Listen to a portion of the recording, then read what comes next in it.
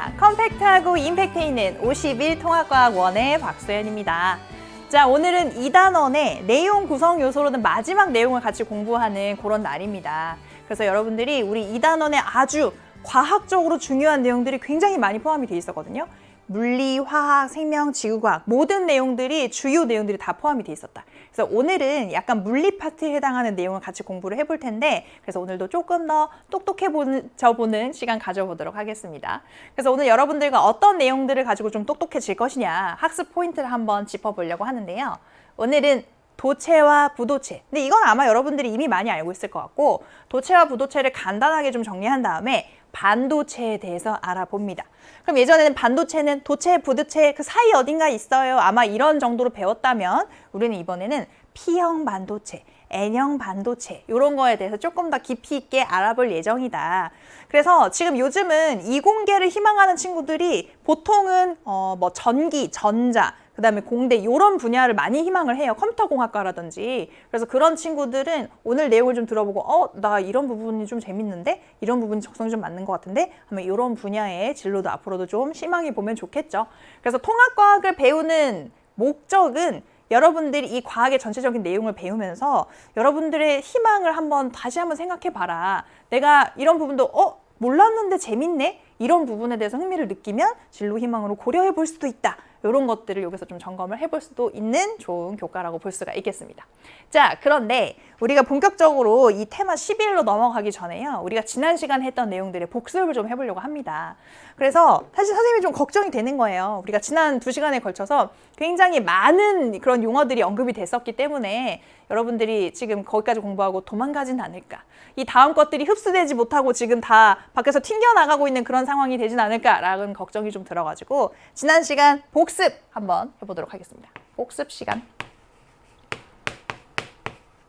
선생님이 학교에서 수업을 할 때도요. 50분 수업 중에 한 10분, 15분은 전 시간 복습을 하거든요. 그럼 그렇게 해서 좀 계속해서 반복하다 보면은 조금 더 익숙해지는 면도 있고 그렇습니다. 자, 그럼 우리가 먼저 배운 거는 지각에 대해서 공부를 했는데 지각은 암석으로 구성이 됩니다. 그런데 그 암석의 구성 성분이라고 할 수 있는 광물이 있었어요. 그래서 지각을 구성하는 그런 주요 광물들에 대해서 우리가 공부를 했고요. 그 광물들은 대부분이 무슨 광물이다? 규산염 광물이었다. 그런 얘기를 했었죠. 그럼 규산염 광물들의 단위체는 이름이 뭐였어요? 단위체 명칭은 무슨 사면체? 규산염 사면체였다. 규산염 사면체는 중앙에 누가 들어있어요? 중앙에 규소가 들어있습니다. 규소가 있고 그 사면체의 네 꼭지점에 산소가 있는 그런 형태를 하고 있죠. 그래서 요렇게 구조가 되어 있는 그게 바로 규산염 광물의 단위체인 규산염 사면체입니다. 그런데 그 사면체가 어떻게 존재하느냐에 따라서 구조가 조금씩 달라질 수가 있는 거였죠.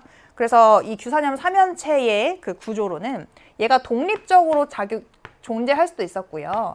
독립형도 있었고 그 다음에 단사슬 한 줄로 길게 연결된 경우도 있었고 그 다음에 두 줄로 길게 연결된 복사슬 구조도 있고요. 그 다음에는 뭐가 있어요? 판 모양으로 이렇게 넓게 구성이 될 수도 있었죠. 판상형. 그 다음에는 망상 구조, 망상. 형을 빼고 판상, 망상 이 정도로만 정리를 좀 해보도록 할게요. 판상, 망상. 그래서 특징은 뭐였냐면 이쪽으로 가면 갈수록 공유되는 뭐의 숫자가 커진다. 공유되는 산소의 수가 많아지는 경향이 있었습니다. 그래서 이거를 다르게 바꿔서 말하자면 규소 하나가 온전히 가지고 있다고 할 수 있는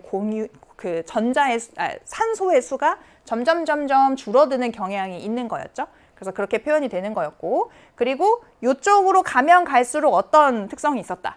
굉장히 구조가 단단해지는 그런 경향이 있기 때문에 결합이 강해지고 그래서 그런 풍화에 강해지는 영향이 있었다. 그래서 결합과 그다음에 풍화에 강한 정도가 올라가는 그런 경향이 있었다. 이렇게 정리해 볼 수 있겠죠. 그리고 각각의 예시에 대해서도 몇 가지를 알아두면 좋았습니다. 그래서 독립형으로 구성이 되어 있는 이런 그 형태로는 여러분들이 만약에 지금 생각이 잘 나지 않을 수도 있으니까요. 지금 같이 보면서 그 페이지를 함께 보면서 조금 리마인드를 해보면 좋겠죠. 우리 교재 페이지로는 59쪽에 이 내용이 있었습니다. 그래서 보면은 독립형 하면 여러분들이 좀 올리브색인, 좀 초록빛 나는 그 친구를 기억을 하라고 했거든요. 그래서 그 친구의 이름은 뭐였냐면 감남석이었다. 얘네들은 좀 기억이 안 날 수도 있어요. 그래도 우리가 조금씩 채워 넣어 봅시다. 단사슬 구조를 하고 있는 애의 대표는 휘석입니다. 휘석. 발음을 할 때 뭔가 휘파람을 부는 소리가 나는 휘석. 그 다음에 복사슬 구조를 하고 있는 친구는 각섬석이라는 이름을 갖고 있어요. 그래서 감남석의 이름이랑 조금 헷갈릴 수 있으니까 감이 아니고 각이다. 각섬석 이런 이름을 갖고 있다. 한번 보시고. 그 다음에 판상 구조를 하고 있는 거의 대표적인 예시로는 흑운모가 있었습니다. 그래서 판상 구조를 하고 있는 경우에는 쪼개질 때 판 모양으로 이렇게 층층이 쪼개지는 그런 경향이 있었고요. 그 다음에 망상 구조를 하고 있는 게 사실 이 전체 광물의 대부분을 차지하고 있었는데, 그래서 장석이라든지 그 다음에 석영이라든지 이런 것들이 요거의 대표적인 예시로 언급이 될 수 있었다. 그래서 이 정도에 대해서는 여러분들 좀 알고 있는 것이 문제를 푸는데 용이할 겁니다. 그래서 요게 지각에 대한 어떤 복습이었고요. 그 다음에는 생명체를 구성하는 물질에 대해서도 우리가 공부를 했었죠. 생명체. 그래서 생명체를 구성하는 물질들이 물론 물 같은 것들이 가장 많긴 하지만 우리 몸에서 어떤 기능을 하는 것 중에 주요한 키워드가 5글자. 무슨 화합물? 바로 탄소화합물이라고 부르는 그룹이 있었습니다. 자, 탄소화합물은 탄소가 기본 골격이 되는 그런 물질을 얘기하고, 탄소 외에도 수소나 산소나 질소 등등등이 같이 공유결합을 이루고 있었어요. 그럼 우리가 그 탄소 화합물 중에서 2가지를 주로 공부를 했었는데, 첫 번째는 바로 단백질이었습니다. 자, 단백질은 우리 몸을 구성하기도 하고요. 우리 몸의 생명 활동을 조절하는 그런 역할도 했었어요. 그래서 단백질 성분으로 되어 있는 것들 중에서 주로 우리가 언급되는 것이 효소나 아니면 호르몬이나 뭐 이런 식으로 우리의 생명 활동 자체를 조절하는 그런 것들도 단백질 성분이었고, 그 외에 뭐 머리카락이라든지 그 다음에 피부를 구성하는 뭐 그런 그 단백질이라든지 그런 것들이 여기에 해당이 될 수 있었다. 그리고 단백질의 기본 단위체 명칭 뭐였죠? 단위체는 4글자였는데요. 바로 아미노산이라는 이름을 갖고 있는 그런 친구였고요. 이 아미노산의 기본 구조는 어땠나요? 가운데 누가 있고 가운데 탄소가 하나 있고요. 탄소는 쉽게 말해서 팔이 4개인 친구, 4개의 원자까지 이렇게 결합을 할 수 있는, 최대 4개의 결합을 할 수 있습니다. 이렇게 돼 있단 말이에요. 그래서 이쪽에는 NH2라고 표현할 수 있는 아미노기와 손을 잡고 있었고, 그 다음에 이쪽에는 COOH라고 표현할 수 있는 카복실기랑 손을 잡고 있습니다. 그리고 밑에는 수소를 하나 단촐하게 잡고 있는 기본 구조를 하고 있고요. 그러면 아미노산의 종류는 뭐에 따라 달라진다? 이 윗부분, 이 자리에 무슨 작용기가 오느냐에 따라서 종류가 달라져서 20여 종이 있다. 자, 그러면 이 아미노산이 다른 아미노산과 결합을 이루면서 점점 길어질 수 있잖아요. 이게 단위체니까. 그럼 옆에 있는 또 다른 아미노산과 결합을 하고자 할 때 옆에 있는 얘랑 손을 잡으려면 이 손을 비워줘야 된다. 그래서 지금 얘네들이 잡고 있는 손 중에 이거랑 얘를 놓으면서 이 손이랑 이 손을 붙잡게 된다고 했죠? 그래서 이게 결합이 일어나는 과정에서는 물이 한 분자 나오게 된다. 그래서 우리 생명체들이 뭔가 기본 단위를 연결하는 과정에서 그 물이 한 분자 빠져나오는 반응들이 좀 상당히 많이 있습니다. 얘뿐만 아니라. 그래서 물이 하나 나오게 되고 얘네 둘이 손을 맞잡게 되는데, 간단히 그냥 여기서 얘네 둘이 연결되는 걸로 이렇게 그려볼게요. 그래서 이렇게 형성된 결합을 우리는 뭐라고 부른다? 펩타이드 결합이라고 부른다. 펩타이드도 앞으로 굉장히 많이 언급될 거니까 익숙해지시면 좋겠습니다. 펩타이드 결합. 그래서 이런 펩타이드 결합이 길게 연결이 돼가지고 아주 긴 분자를 이루게 된다면 우리는 그렇게 길게 연결된 그 분자 자체를 뭐라고 부른다? 폴리펩타이드라고 부른다.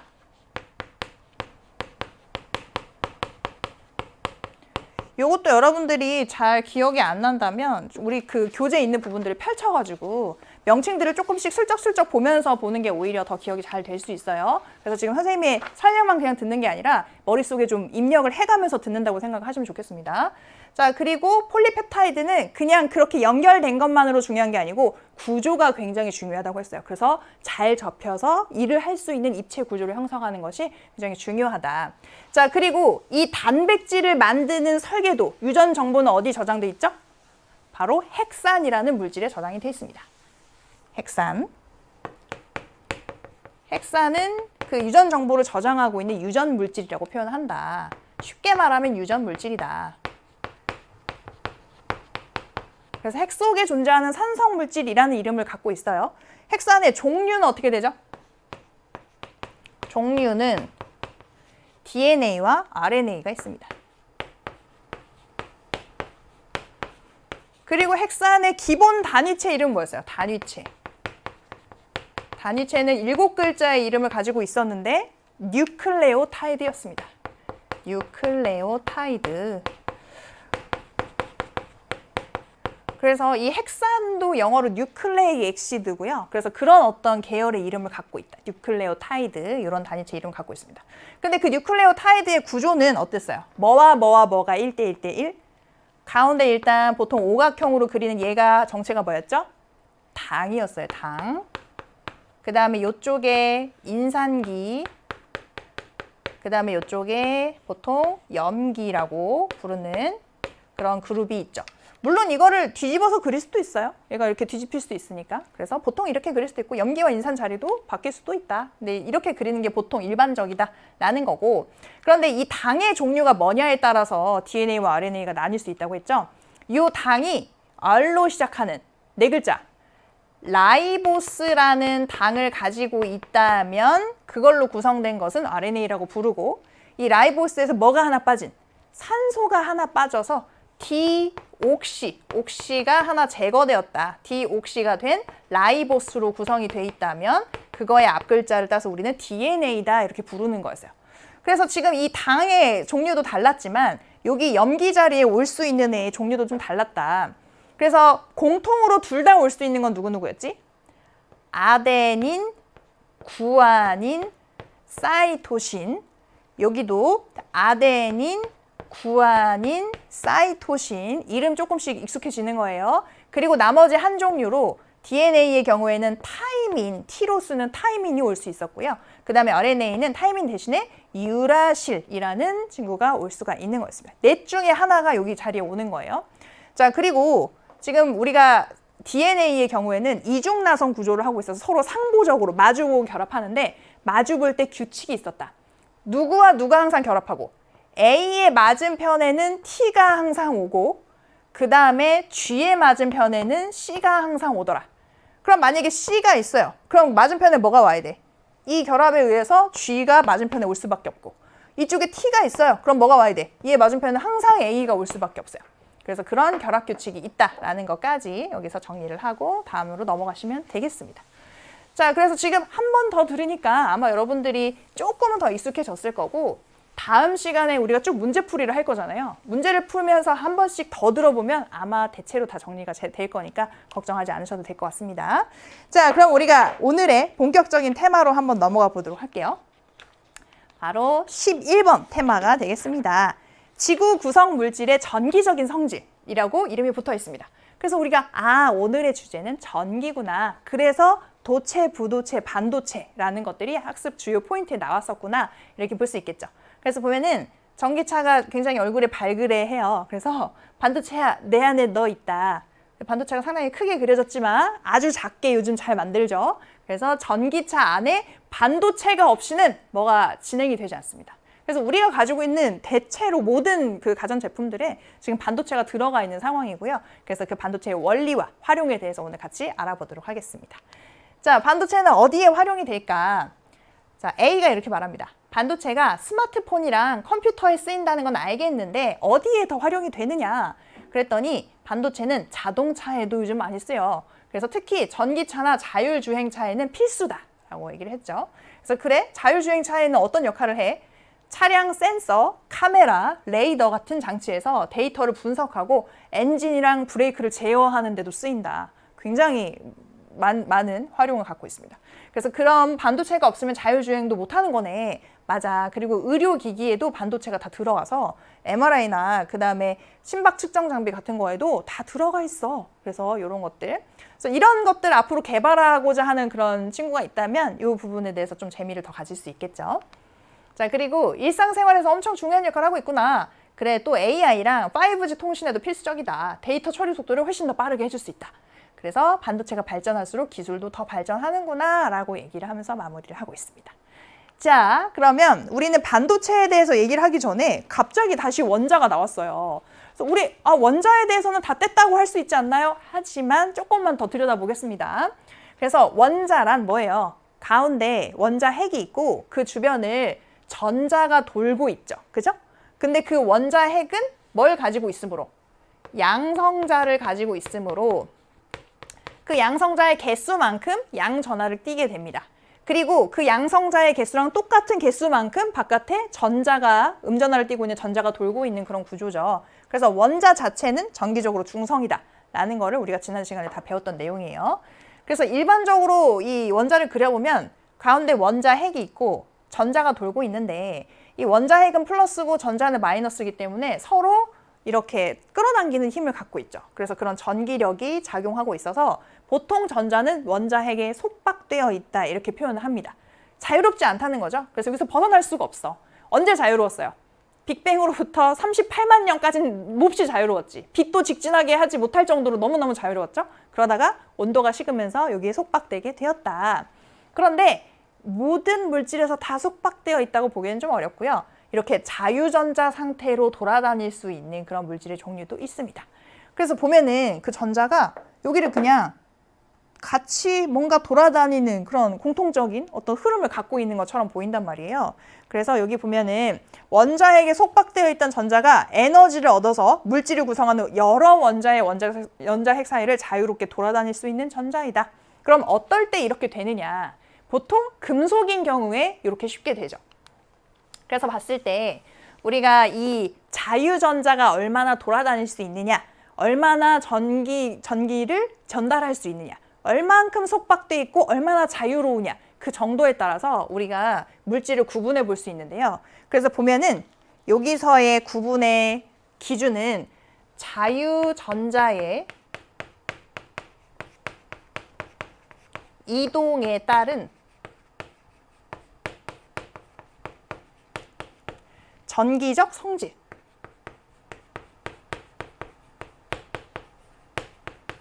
자유전자가 얼만큼 이동해서 전기적 성질을 얼마나 띠느냐에 따라서 물질들을 구분했다는 의미입니다.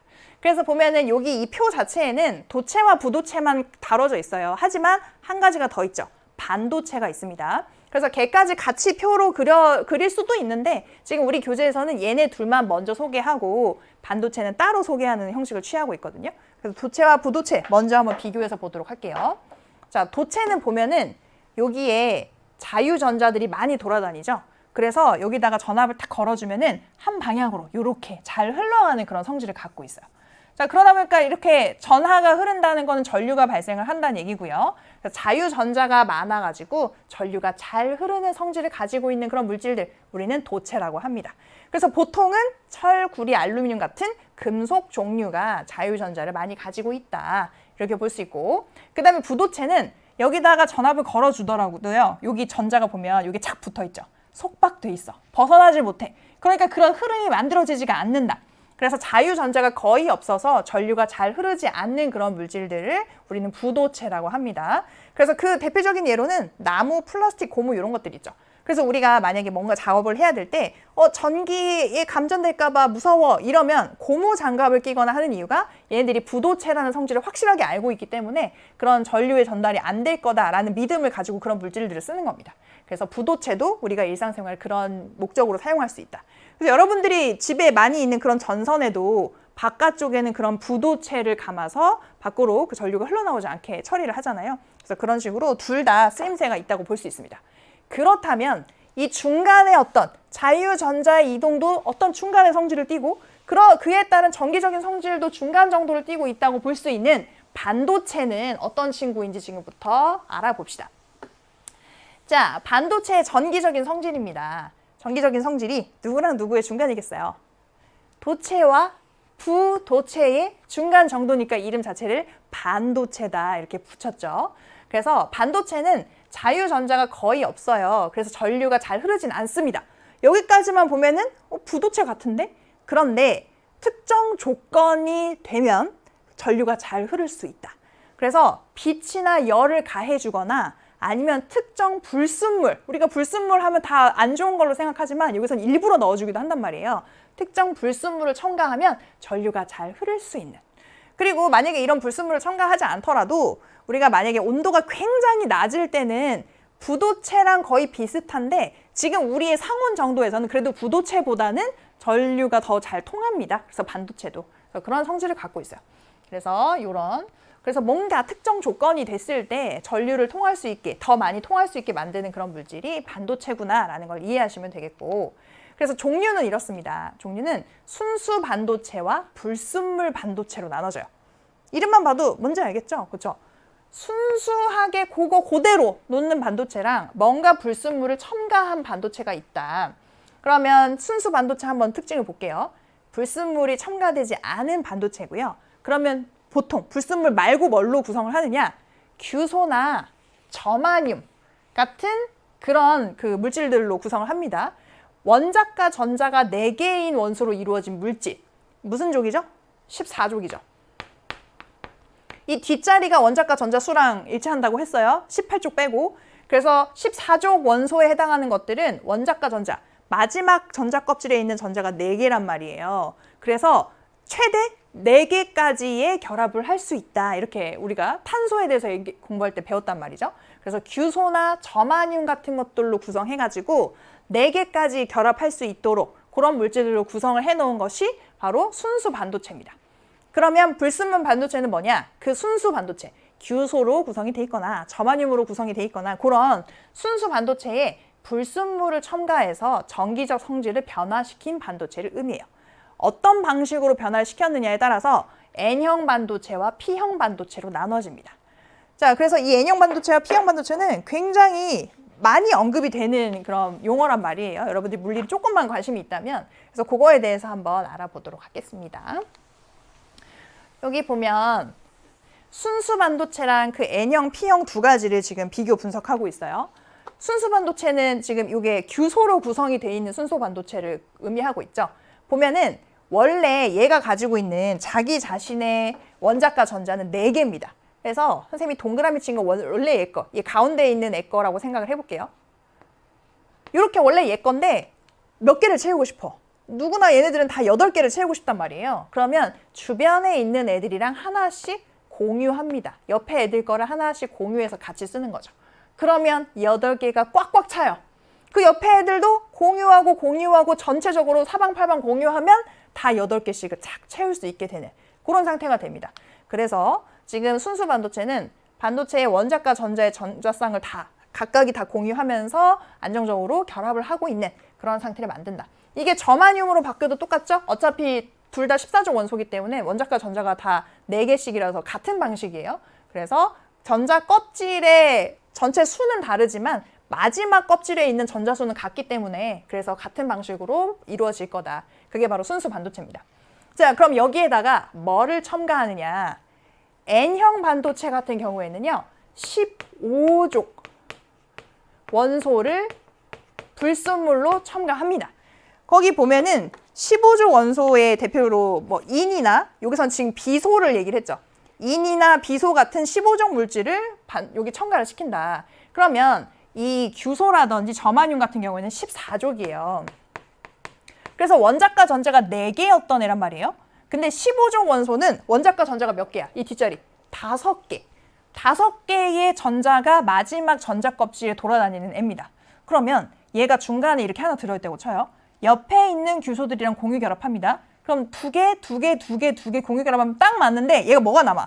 하나의 전자가 더 남는단 말이에요. 그렇게 일부러 만드는 게 N형 반도체입니다. 자, 전자는 무슨 전하를 띠죠? 마이너스 전하를 띄어요. 마이너스 전하를 우리는 네거티브 차지라고 얘기를 합니다. 그래서 마이너스 전하를 일부러 띄게 만들었다 해서 N형, 네거티브의 앞글자를 딴 거예요. 그래서 전자를 일부러 남게 만들었다. N형 반도체. 그럼 이 전자는 무슨 역할을 할까? 얘가 혼자 자유전자처럼 행동할 수 있어요. 얘가 하나 남기 때문에 얘가 중간중간 이렇게 다닌단 말이에요. 그러면서 전류를 흐르게, 얘보다는 더 전류를 흐르게 만들어줄 수 있다는 거죠. 그래서 원자과 전자가 공유 결합을 이루고 남은 전자가 생기는데 얘에 의해서 마이너스 전하가 하나 더 남아서 돌아다니니까 N형 반도체라고 이름을 붙이는 거고 얘에 의해서 전류가 흐르게 된다. 그런 원리로 만들었다. 자, 그럼 P형 반도체의 P는 뭘 것 같아요? 파지티브죠. 그쵸? 그래서 얘는 플러스 전하를 띤 무언가가 실제로 있는 건 아닌데 플러스 전하 띈 것 같은 무언가가 생깁니다. 자, 한번 볼게요. 그럼 P형 반도체의 원리는 13족 원소를 불순물로서 첨가합니다. 그럼 13족 원소의 원자과 전자는 몇 개? 3개입니다. 3개. 그러면 14족에 비해서 하나가 부족하죠, 지금. 자, 그래서 만약에 여기에 규소가 있었다면 다 2개, 2개, 2개, 2개 해가지고 딱 안정적일 텐데 만약에 지금 여기서 13족 원소가 들어가게 된다. 그러면 얘가 공유했어요. 그런데 얘는 하나가 부족해. 그쵸? 공유할 수가 없죠. 부족하죠. 줄 게 없어. 그래서 빈자리가 생겨요. 전자의 빈자리를 일부러 만드는 그런 방식입니다. 그럼 얘는 전자가 원래 와줘야 되는데 비어있죠. 그럼 얘는 이 자리를 다른 옆에 있는 전자들이 자기도 모르게 여기 오게 돼요. 채우게 돼. 그럼 얘가 일로 가고 다른 애가 또 오고 또 오고 또 오고 이러면 전자의 흐름이 만들어집니다. 그게 바로 전류 아니에요? 그쵸? 그래서 얘가 전자를 뭔가 끌어당기는 역할을 하기 때문에 플러스 전하를 띤 무언가처럼 느껴져요. 그래서 양공이라고 합니다. 그냥 없는 거잖아요. 공인데 양공이라고 부르는 거죠. 그래서 파지티브 차지의 앞글자를 따서 P형 반도체라고 이름을 붙인다. 그래서 원자과 전자가 공유 결합을 하지 못한 빈자리가 일부러 만들어지도록 13족 원소를 쓰는 거고 그래서 이 양공에 의해서 그 자리를 채우고 하면서 전류가 흐르도록 한 것이 바로 P형 반도체의 원리라는 겁니다. 그래서 이 N형과 P형을 적절히 씁니다. 2개를 같이 마주보고 붙이기도 하고요. 뭐 N형, P형, N형, P형, N형, P형 이렇게 일부러 교차하게 만들어서 그 성질을 이용해서 각가지 전자기기에다 쓰게 되거든요. 그래서 그런 것들을 활용을 하게 된다. 그래서 여기까지는 크게 어려울 게 없죠. 순수 반도체는 딱 4개의 원자과 전자를 가진 물질로만 구성해서 공유 결합을 안정적으로 모든 면에서 하게 만들어요. 그런데 N형 반도체는 15족 원소를 써서 전자가 일단 하나 더 남아 돌게 만든다. 일부러. 그래서 그 전자가 돌아다니면서 전류를 발생하도록 만든다. 그게 15족 원소를 이용한 N형 반도체의 원리입니다. 그래서 N형이니까 아 마이너스구나. 그거를 바로바로 떠올릴 수 있게 하면 좋고요. 그 다음에 P형 반도체는 P는 포지티브, 플러스 느낌. 실제로 플러스가 있는 건 아니지만 플러스처럼 행동하게 만드는 양공이라는 게 만들어지는 방식. 그러려면 전자가 하나 부족한 누구에 비해서? 14족 원소에 비해서 전자가 하나 부족한 13족 원소를 씁니다. 그래서 일부러 그 균형이 안 맞게 만들어서 그쪽으로 어떤 흐름을 만들어내는 방식이 P형 반도체다. 그렇죠? 여러분들 다 이해를 해버렸어요. 그럼 여러분들이 과학에 충분히 어떤 그런 재능이 있다라고 볼 수 있겠습니다. 자, 그럼 반도체의 원리에 대해서는 이해를 했고 그러면 이 반도체를 이용해서 우리가 어떻게 활용을 하는가에 대해서 같이 한번 알아보도록 할게요. 일단은 다이오드에 대해서 먼저 나옵니다. 다이오드라는 말은 많이 들어봤을 건데 저 조그만 게 굉장히 작아요. 실제로 파는 거 보면은 저렇게 조그만 게 도대체 어떻게 해서 우리 전기 소자로서 작용하는 것인가 얘기를 해볼게요. 일단 우리가 앞으로 공부할 것들의 전체적인 명칭은 반도체 소자예요. 그래서 반도체 소자란 반도체를 이용해서 만든 그냥 전자 부품들입니다. 그럼 반도체 소자들로는 다이오드가 있고 발광 다이오드가 있고 우리 그 다음 페이지는 트랜지스터, 집적회로 이렇게 있거든요.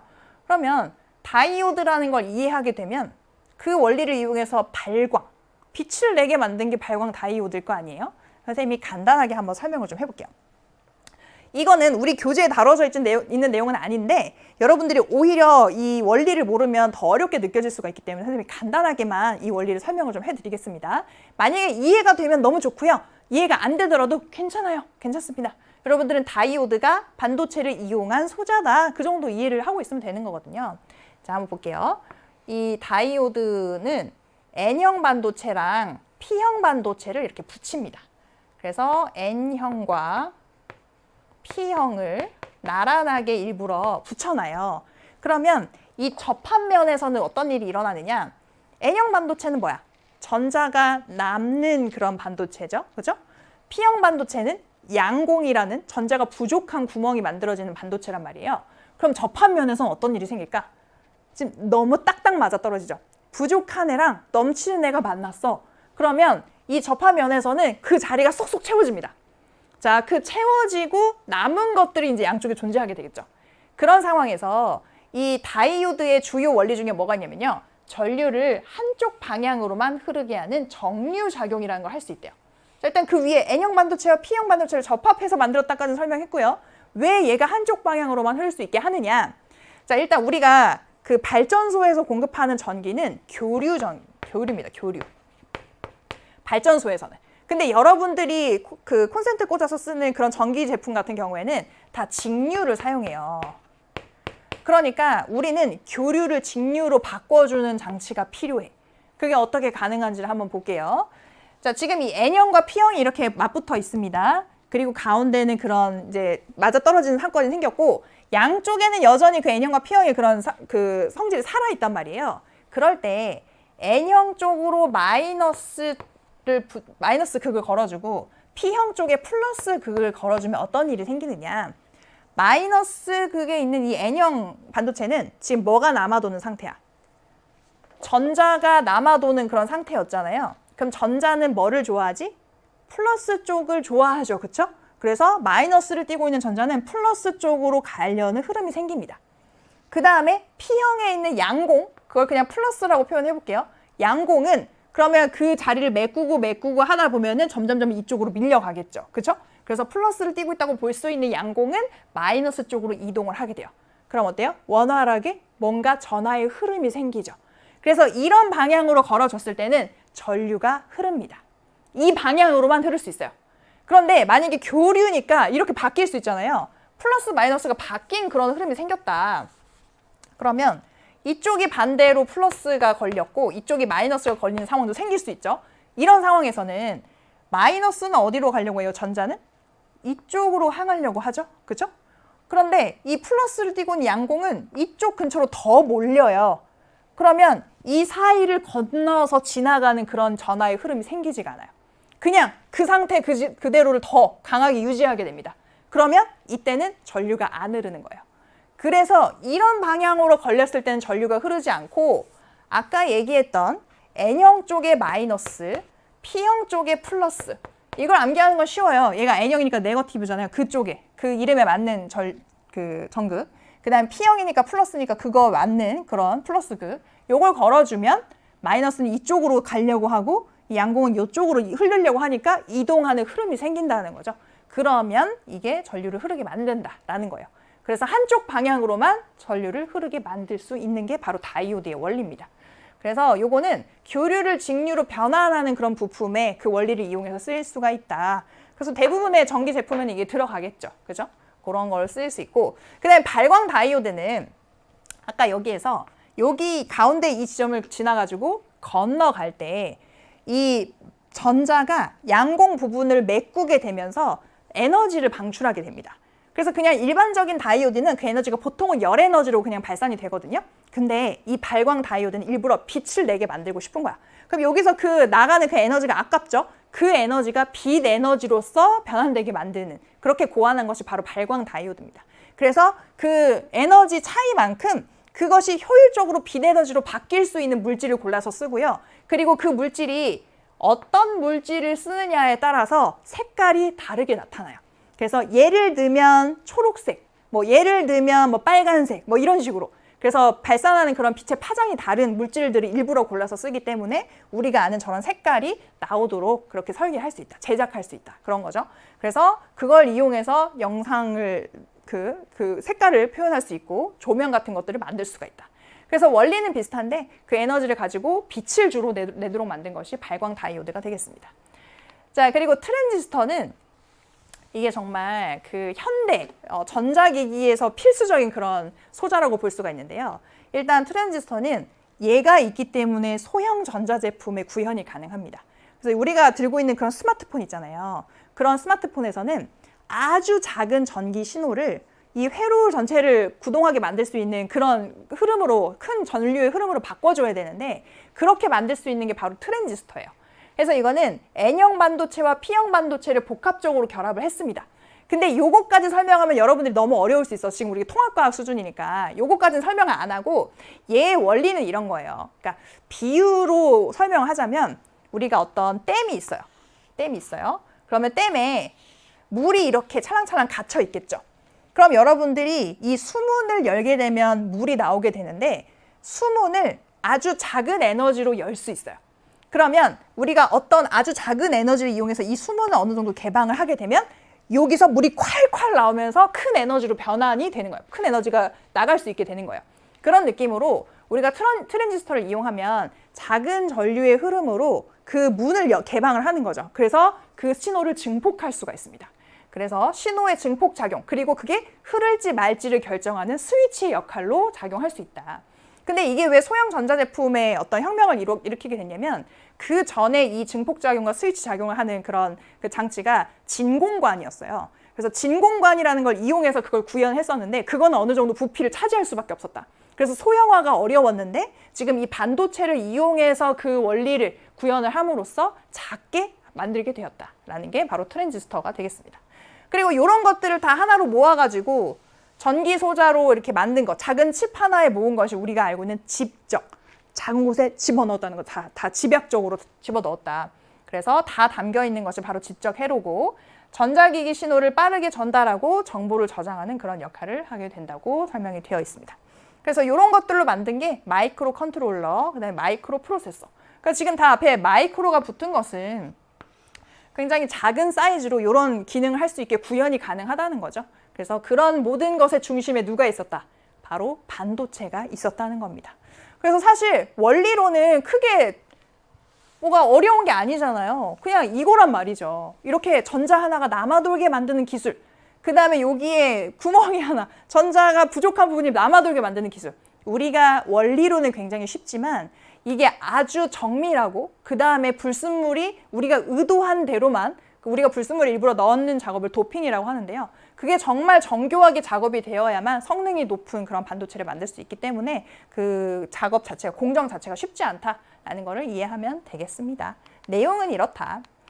자, 그러면 반도체는 어떻게 활용이 되는가 보면은 컴퓨터와 스마트폰의 터치 스크린, 그 다음에 태양전지에도 이용이 돼요. 사실 여러분들이 태양전지 그 판 있잖아요.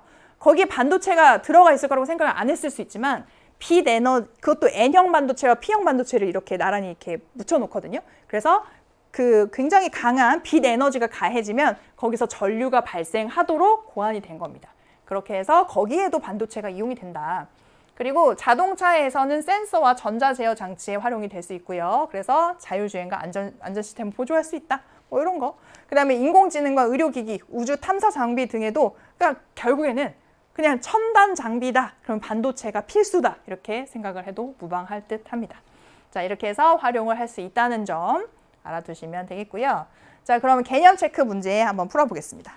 일단은 앞 페이지에 있는 64쪽부터 한번 볼게요. 빈칸 채우기. 원자핵이랑 뭐로 구성이 되어 있을까요? 너무 쉽죠? 원자핵 주변을 돌고 있는 전자로 이루어져 있습니다. 그 다음에 원자핵 사이를 자유롭게 돌아다닐 수 있는 전자. 전자인데 자유로워. 자유전자죠. 자유전자라고 한다.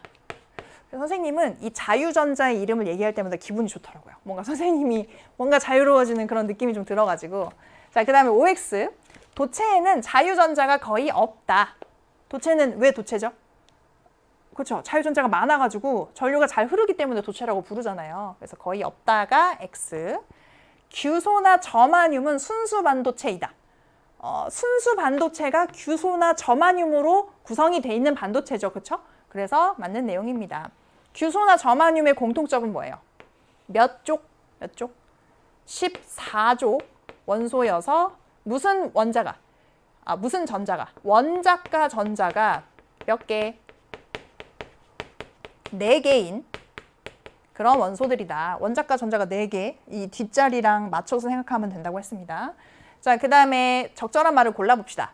물질은 원자핵 또는 자유전자의 이동에 따른 전기적 성질에 따라서 구분한다.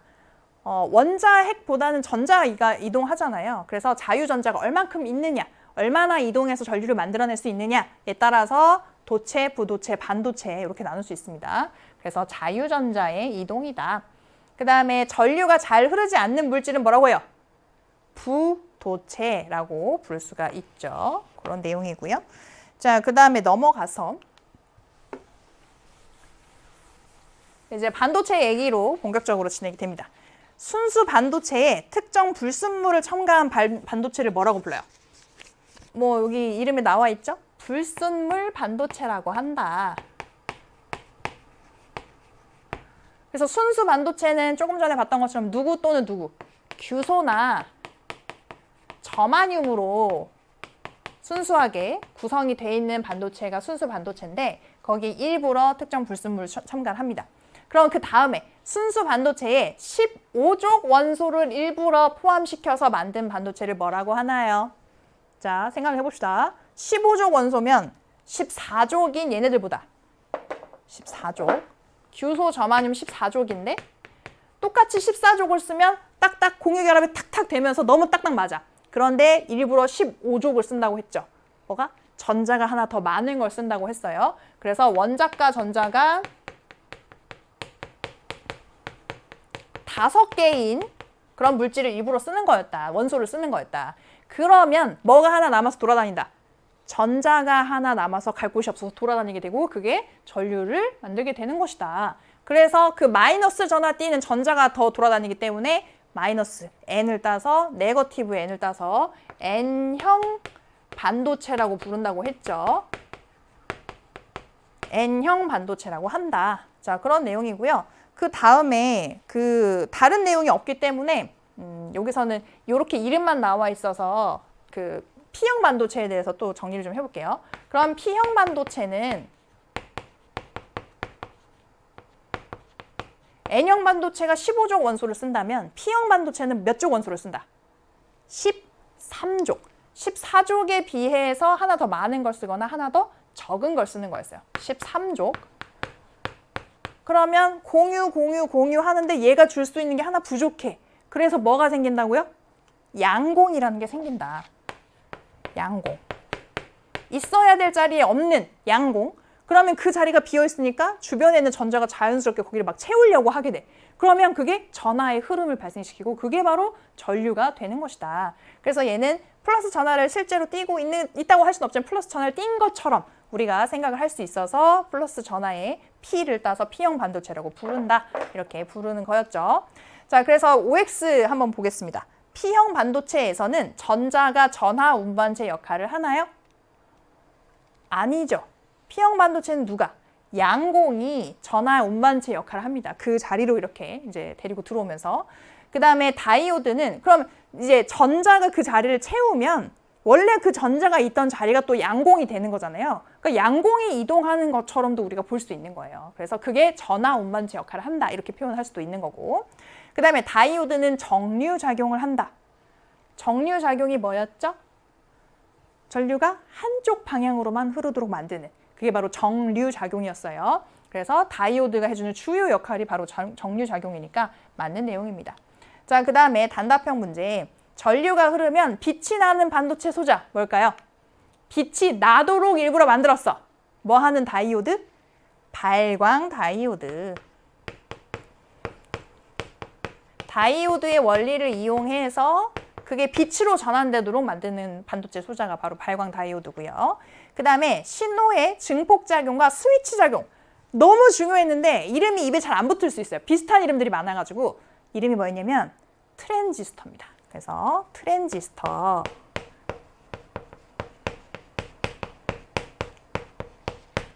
그래서 지금 증폭, 스위치 이런 얘기 나오면 트랜지스터라고 생각하고 풀이를 해주시면 되겠습니다. 자, 이렇게 해서 우리가 오늘도 굉장히 많이 똑똑해진 느낌이 나죠?